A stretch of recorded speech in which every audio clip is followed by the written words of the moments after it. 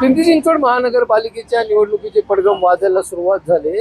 अवघ्या काही दिवसांवर येऊन ठेपलेल्या या निवडणुकीमध्ये एका पक्षातून दुसऱ्या पक्षात ओढण्यासाठी मोठी रस्सीखेच सुरू झाली. अनेक जण म्हणतात की आम्ही या निवडणुकीमध्ये आमचं स्वतःचं अस्तित्व टिकवण्यासाठी या ठिकाणी जात आहोत. पण सगळ्यात महत्त्वाची गोष्ट म्हणजे या संपूर्ण निवडणुकीचं एक मध्यस्थान किंवा एक केंद्र असं म्हटलं तर चालेल. राष्ट्रवादीचे विलास लांडे आहेत आपल्या सोबत. विलास लांडेजी, एकंदरीत मोठमोठ्या पक्षांमध्ये इकडून तिकडे सुरू झालेले आहेत आवक जावक, काय सांगाल एकंदरीत? एक तर त्याच्यामध्ये की सत्तांतर किंवा पक्ष बदल याच्यामध्ये मोठ्या प्रमाणावर त्या ठिकाणी मोठी इनकमिंग आउटगोईंग सुरू झालेली आहे सर्व पक्षामध्ये.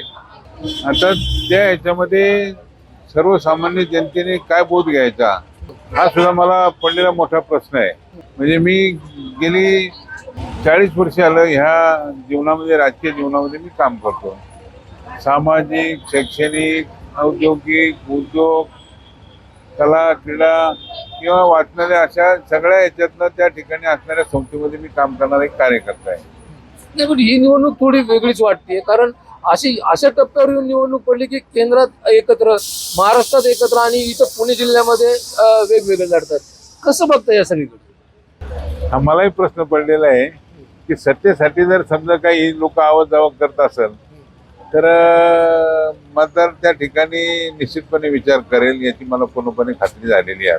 तसं म्हटलं तर तुम्ही आता तरी सत्तेत आहात केंद्रामध्ये आणि महाराष्ट्रामध्ये.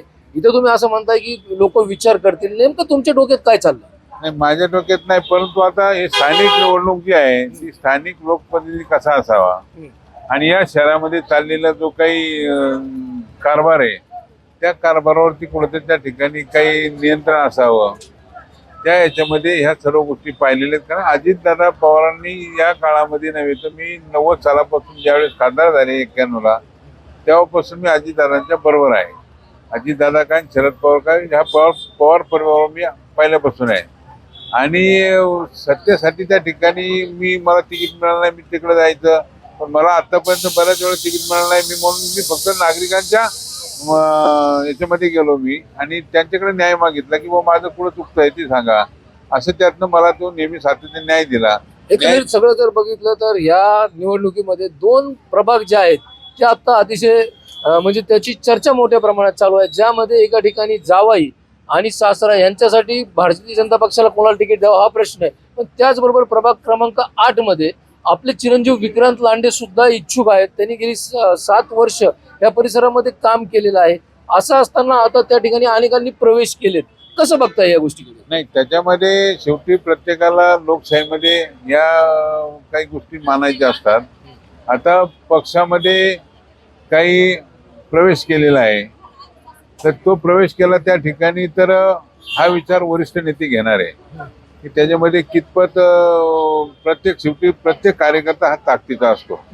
तिथं कोणाला निग्लेक्ट करून चालत नाही.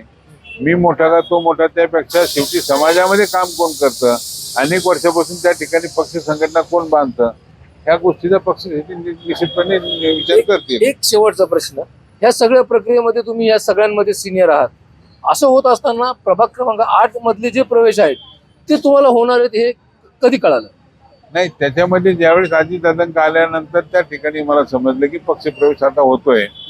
मला चर्चा याची झालेली काय माहीत नव्हतं, नक्की काय चाललेलं हे समजलेलं नव्हतं, मला सांगितलंही नव्हतं वरिष्ठ पातळीवरती. मी एक या शहरातला समन्वयक म्हणून त्या ठिकाणी आहे, काम करतो. पण यांचा प्रवेश होणार होता हे फक्त मला माझ्या कानावरती यायचं, पण बैठक कधी माझ्या समोर त्यांच्या झालेलं नाही.